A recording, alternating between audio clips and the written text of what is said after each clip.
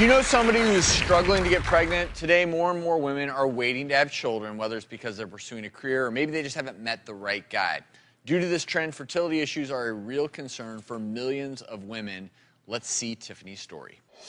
I was in a long-term relationship with a guy for at least 9 years. I wanted children with him. We tried, and it just never worked.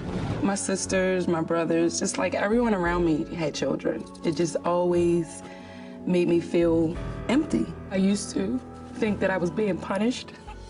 I also thought that stressing myself was another reason why I couldn't conceive. He ended up conceiving a child with someone else.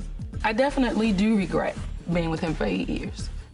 I found out I had fibroids probably like 4 years ago.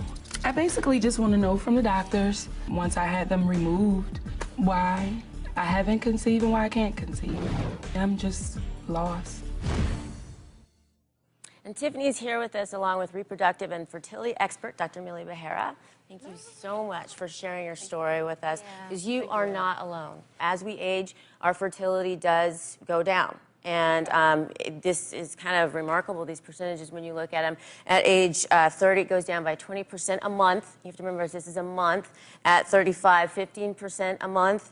And at 40, you have a 5% chance of getting pregnant in a month. Okay? So even though that sounds small, people still get pregnant, okay? And what we do is we sort of systematically look at what could be causing the problem for fertility. When I have a woman come in who's 40 and over, usually, I say, let's go, find out right away. Okay, because you don't have a lot of time because of those statistics. These numbers, they just sound scary, and that's why it's different. I mean, I think generally we think if you try for a year and give it a good try and it hasn't happened, it's time to seek help, particularly in women under 35. But as you were saying, if you're over 35, you may want to seek help sooner or ask the question sooner. It never hurts to go in and talk to somebody and at least find out what your options are, find out what your body's saying, and then figure out where you might need a little bit of help or just an option to spice it up. And you talked about fibroids, so getting an ultrasound, seeing how big those are, where they are. So we look at the uterus as a factor, we look at the ovaries and the tubes as a factor,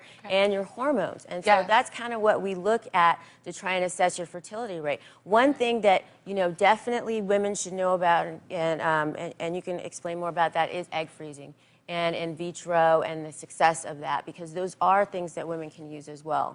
Yeah, exactly. I was going to say egg freezing has been a dramatic advance for us in the last several years. It's now become something that's an option for women that desire to just freeze their eggs just as an elective for an elective reason.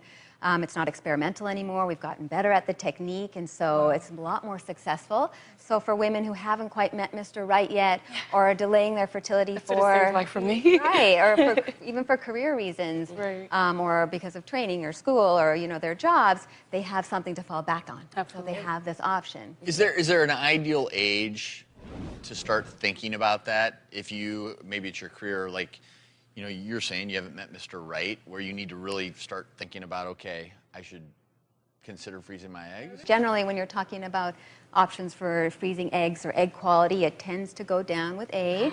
And so the earlier you think about this, potentially the better. And, I just want you to know, Tiffany, that I'm a firm believer that life moves us in the way that we're supposed to go, and that you're going to get everything you need and want. I truly, truly believe that, okay? And so we can help you get that. We know how important kids are to you.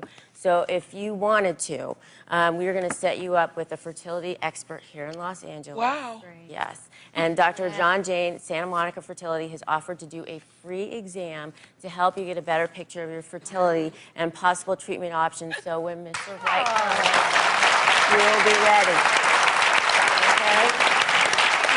And we're talking about fertility and all the options out there, but there certainly are things.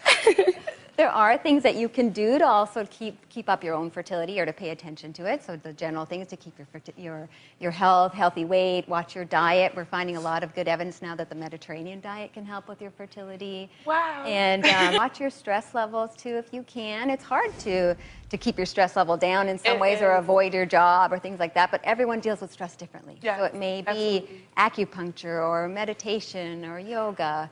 And so, try and be in tune with that. And these are things Thank you so much.